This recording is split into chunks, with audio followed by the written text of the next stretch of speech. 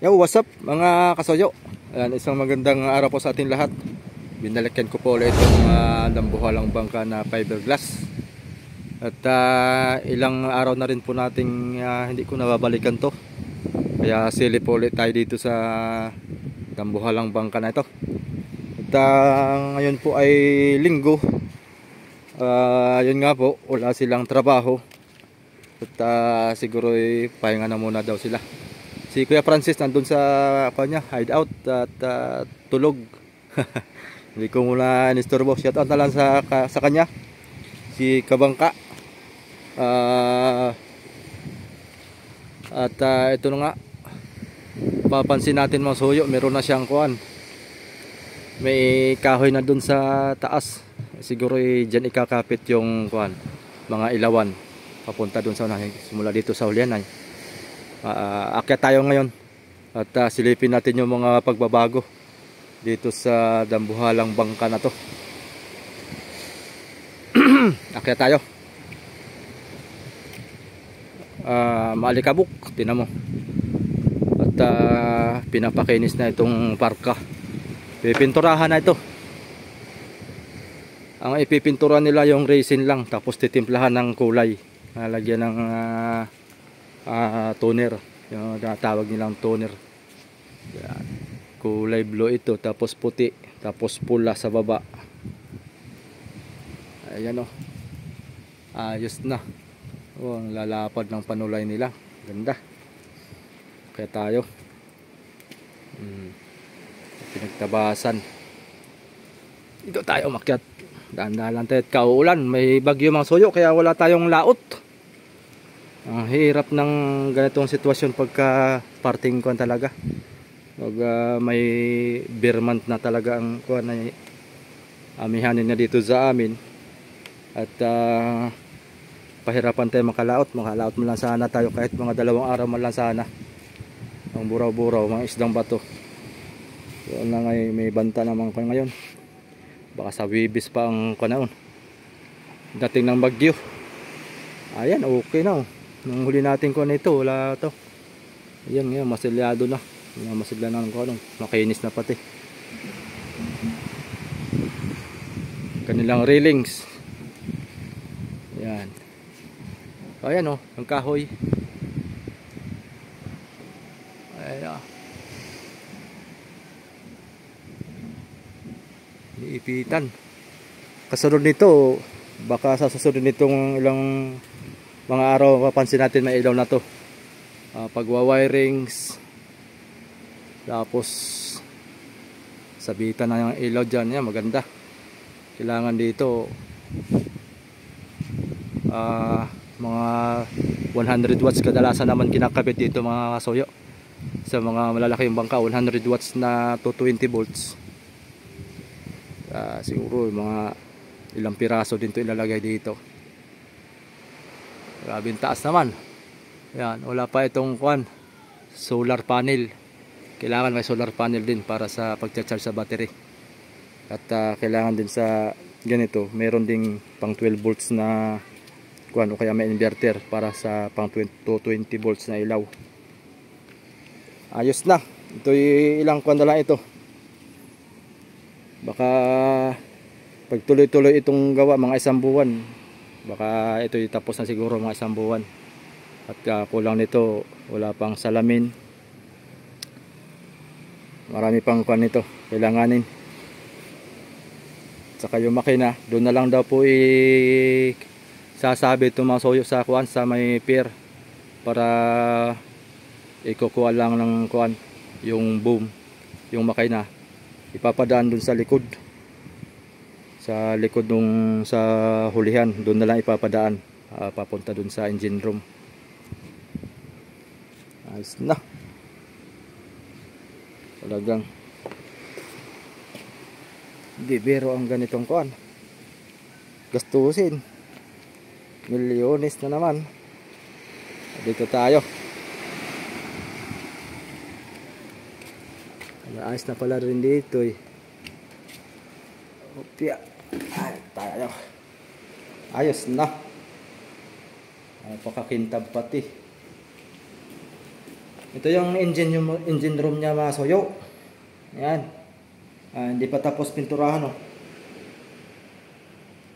Yung kinis niyan, yun na po yung final niya. Yung kintab na yan. Yun na po yung pinakang pintura niya. Hinibuan na po nila ng resin na may toner. Kulay blue ang pintura. Hindi pa tapos. Ang pinakang engine room. Napakaluwang nito.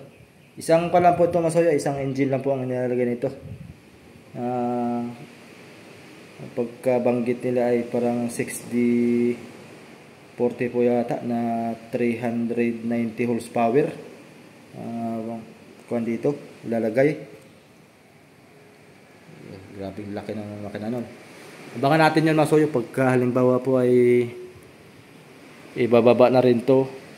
Tapos pagkakabit ng makina, lahat po, basta tayo andito lang tayo sa tabi. Tuloy po natin itong i-update hanggang sa matapos ito. Pagkakabit ng ito, salamin. Tapos dito siguro yung papunta doon ang manubilan nito sa taas to. Yan, sa taas. Pinakang kuan. Dito sa luhan wala pang kuan. Wala pang hagdanan. Ito yung pinakang water tank niya. Ito water tank. Tapos dito yata ay krudo. Yan dito. Dito ang krudo. Puro kwanto. Parito. Dito pala ang krudo. Kalapit sa makina. Yan, binubuhos na kagad din ang krudo. Tapos ito, tubig din po yata. Water tank to. Tapos ito, dalawang tubigan. So, pinangpalo, dalawa. Yan, pakalapad nito. Halos buo na. Dito pa lang lalagyan ng hagdanan. Lipin natin. Oo, dito. Papunta sa taas.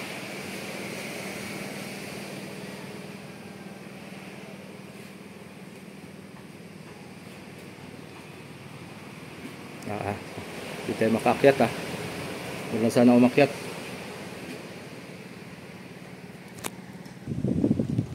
Ayan masoyo, dito tayo sa taas. Wala tayong ibang hagdanan kundi dito lang tayo umakyat Ayun ingat tayo dito. Medyo basa ang sahig. At ito'y pababa ang pa-islant yung sahig. Para tayo kung saan pulutin. Yan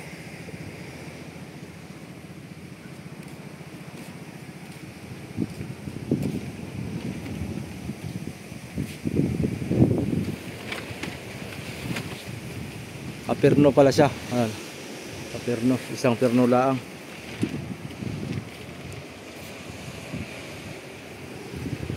Bangkahoy.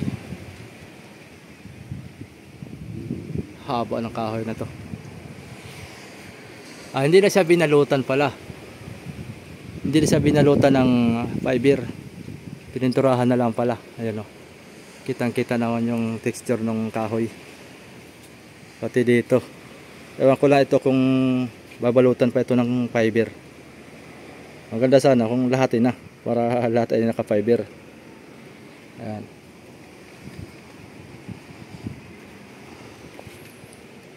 Ayan, ito tayo sa loob ng kamarote. Napakaluwang dito.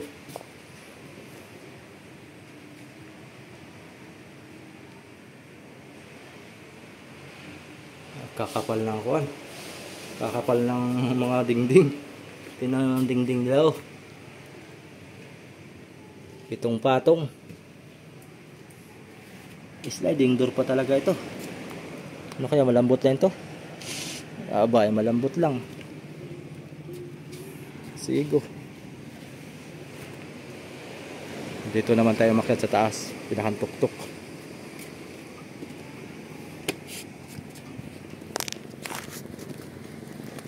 Opya. Ayun. Kahaba naman pala ng kahoy na to.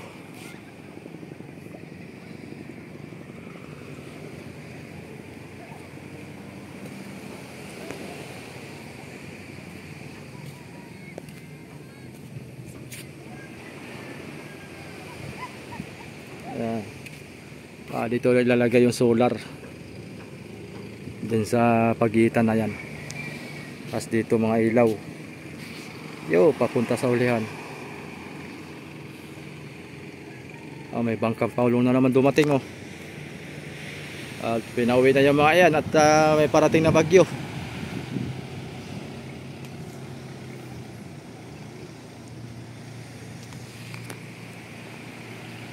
Mamasag dito ang mamasag ang alon.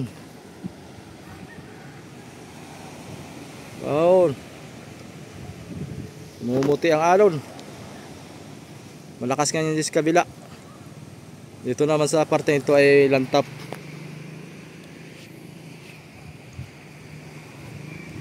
Ayun yung porcel masoyo. Porcel din yan. Ewan ko lang kung nabili na to. Ayan. Pero ang presyo niyan hindi ko alam kung magkano ang binta niyan. Yung bangka na yan.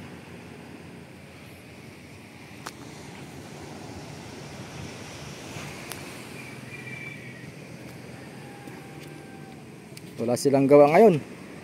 Puro pahinga sila. At sunod na araw ay dalawin natin ulit ito. Baka ito ay ibababa na. At kakabit na siguro yung yung makina. Tamang silip lang tayo dito masoyo. At ito lang ang pinagbago nitong kapitan ng kapitan ng ilaw. Yan, yung paghaharsya okay na rin, yung harsya, lubid. Lalaki ng lubid na hinarsya. Sa isang palo, 4 na lubid. Grabe. 4. Dun sa gitna, 2. Dun sa unahan, 1.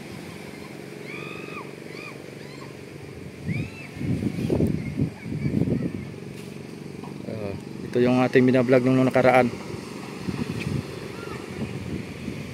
Wala pa rin wala pa rin ilaw. Yung wirings wala pa rin. Baka halos magkakuan ito. Kung ito'y mamadali lang sana dapat ito'y tapos na Wala pang rehistro. Dapat talaga sa isang bangka may rehistro para legal na makalaot. Maayos daming pasahero nagbubuting.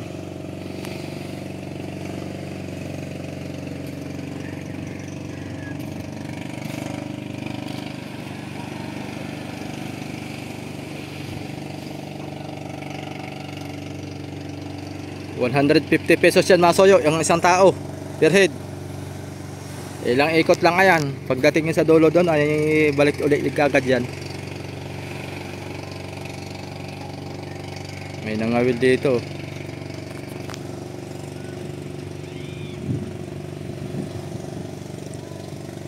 Spear fishing. Baba na tayo masoyo. Wala na tayong kitaan dito ng pagbabago. Kundi wala man tayong laot ay pagpasensya nyo na masoyo yung ating bawat upload. At tamang bisita lang tayo dito sa Fiber. At hinintay ko nga lang din mahupa yung mawala sana yung hindi matuloy yung bagyo dito para pagkakuan ay lalaot kami ni Kasoyo Bido ng islang bato. Nalahan lahat ng islang pwedeng dalhin, karga natin sa bangka. Bababa lang ako masoyo. Yan. Grabing Kapal nito ah. Urethane foam. Aring gawing balsa. Sakayan ba? Maganda merong ganyan para pag sasampa tayo sa bangka ay yun na lang sasakyan. Grabe ang alikabok dito. Talagang patyagaan na sakwan nito. Makati. Dito na tayo dumaan.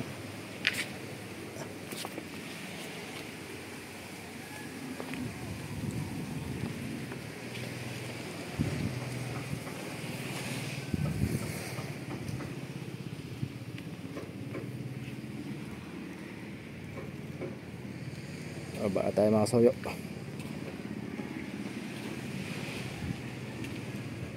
Tamang silip lang tayo dito.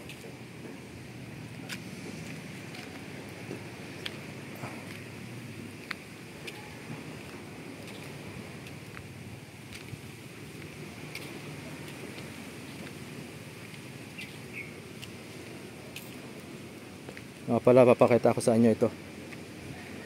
Yung kanilang ginawa. Ayun o. Pinakang hams.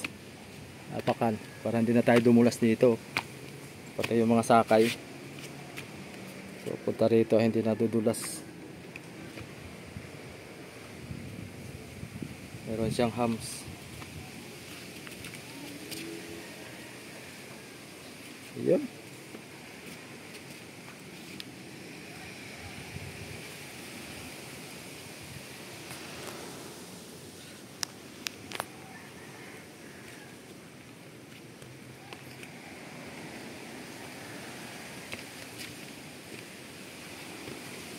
Ayan, baba na tayo.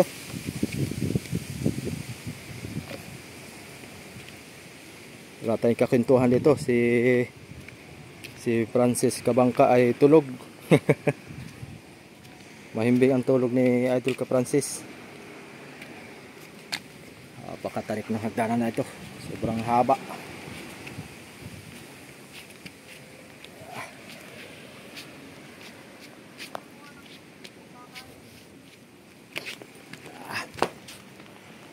Yan, ito yung drum na kanila, naubos oh.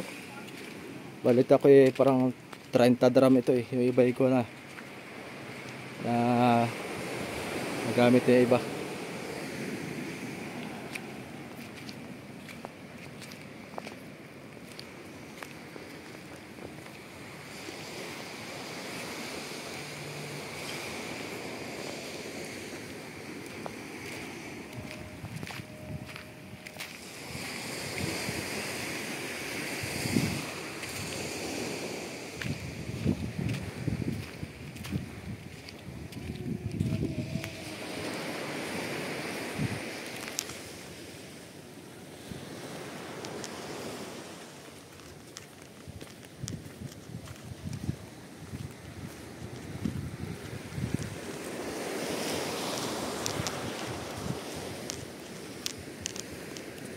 Ayan, dikit-dikit dito yung kuan.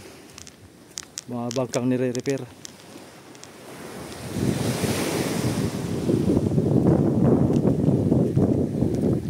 Ayun, isang bago pa.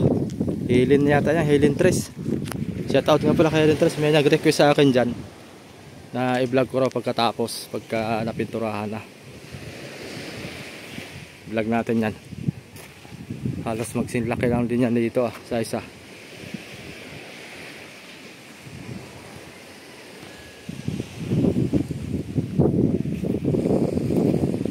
So yun lang mga soyo, yung ating kuan update ngayon sa araw na ito.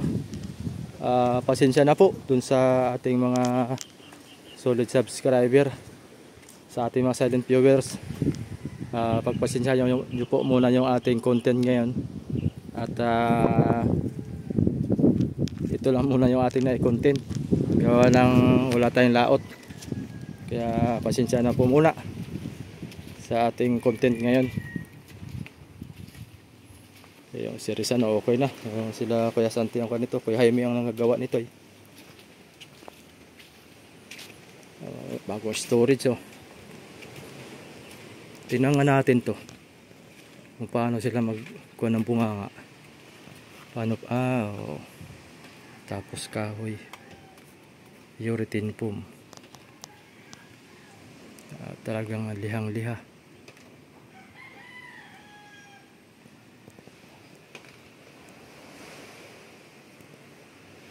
Dalawa ang bunganga. Wala tayong makakuan dito ay kung magkano ang kuan na to. Kung magkano ang pagpapagawa ng ganito. Ikaw po nagawa nito, kuya? Ikaw nagawa nito? Oo, kami. 5 kami. Ah, 5 kayo. Kaninong bangka ito? Ayun, ganito yan. Magkano ang ganito kalaki, kuya? Siguro. Ha? 50 siguro. 50 mil? Ah, maaari nga. 50 mil. Ayos, laki. Karga ito ng mga 2 tonelada siguro. O higit pa. Atas eh. 4 feet ang sukat nito eh. 4x6 siguro to.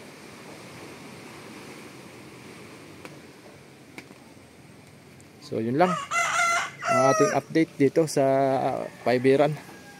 Padalaw lang ako para lang meron kayo mapapanood. At nalulungkot ako mga soyo pag wala akong may upload sa bawat araw maski isa man laang. Kaya ginagawa ko ng paraan na sa ganitong mga pagko-content ay kahit sa pag-update lang ay pinipilit kong makapag-upload. Sinsya na po mga kasoyo. Ingat po sa ating lahat. Maraming salamat po sa inyong pagla-like at sa bawat video. Yan, salamat po na marami.